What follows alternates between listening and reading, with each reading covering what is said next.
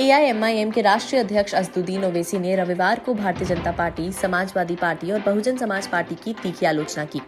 ओवैसी सहारनपुर के एक गांव में शोषित वंचित समाज सम्मेलन को संबोधित कर रहे थे।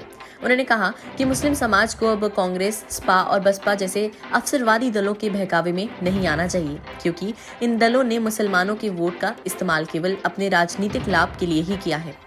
उन्होंने कहा कि मुसलमानों को अपना सियासी नेतृत्व तैयार करना होगा, क्योंकि जिसके पास ताकत होती है उसी की सुनी जाती है और वही अपने हक और हुकूक को हासिल करता है।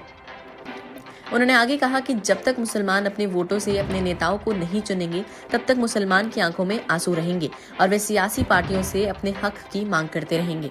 उत्तर प्रदेश में अपनी पार्टी का जनाधार बढ़ाने के लिए ओवैसी ने सहारनपुर में एक जनसभा को संबोधित भी किया। इससे पूर्व वह मेरठ, मुजफ्फरनगर में भी शोषित वंचित समाज सम्मेलन को संबोधित कर चुके हैं। फिलहाल ओवैसी तमाम प्रतिद्वंदी पार्टियों पर हमलावर हैं और बीएसपी भी इसमें शामिल है। कभी ओवैसी मायावती के साथ गठबंधन को तैयार थे, लेकिन फिलहाल हमलावर है। मायावती को एआईएमआईएम प्रमुख अवसरवादी नेता बताते दिख रहे हैं।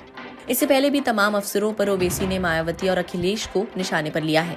चुनाव नजदीक आने से ये हमले और भी तेज होते दिख रहे हैं। एआईएमआईएम के प्रमुख ओवैसी ने आरोप लगाया था कि समाजवादी पार्टी प्रमुख अखिलेश यादव और बहुजन समाज पार्टी प्रमुख मायावती की नासमझी की वजह से नरेंद्र मोदी 2 बार देश के प्रधानमंत्री बने।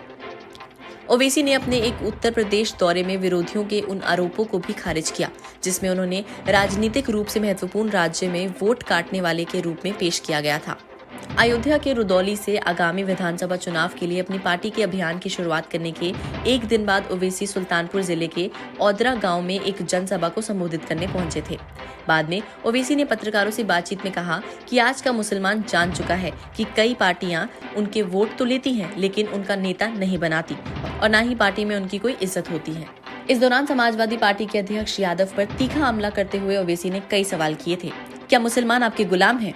उन्होंने कहा, नरेंद्र मोदी, अखिलेश और मायावती की नासमझी के कारण 2 बार प्रधानमंत्री बने। हालांकि वे इस बारे में कुछ विस्तार में नहीं बोलेंगे।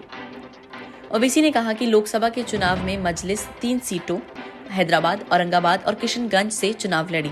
उन्होंने कहा, हमने हैदराबाद में भाजपा को हराया। हमें हराने मोदी और शाह आए थे, लेकिन उनकी दाल नहीं गली। औरंगाबाद में 21 साल से शिवसेना सांसद को मजलिस ने हराया।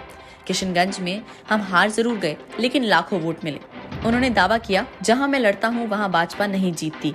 हम चाहते हैं कि आपकी आवाज को विधानसभा व संसद में उठाने वाला आपका नुमाइंदा हो। ये तभी होगा जब हम सब अपने लोगों को चुनकर भेजेंगे। मुख्यमंत्री योगी आदित्यनाथ पर निशाना साधते हुए उन्होंने कहा, केंद्र ने उत्तर प्रदेश में अल्पसंख्यकों के कल्याण के लिए 116 करोड़ रुपए प्रदान किए थे, लेकिन उन्होंने इसमें से केवल 10 करोड़ रुपए खर्च किए हैं। उन्होंने चुटकी लेते हुए कहा, मैंने संसद में इस मुद्दे को उठाया था, जबकि अखिलेश ने इस मुद्दे पर चुप्पी साध रखी है।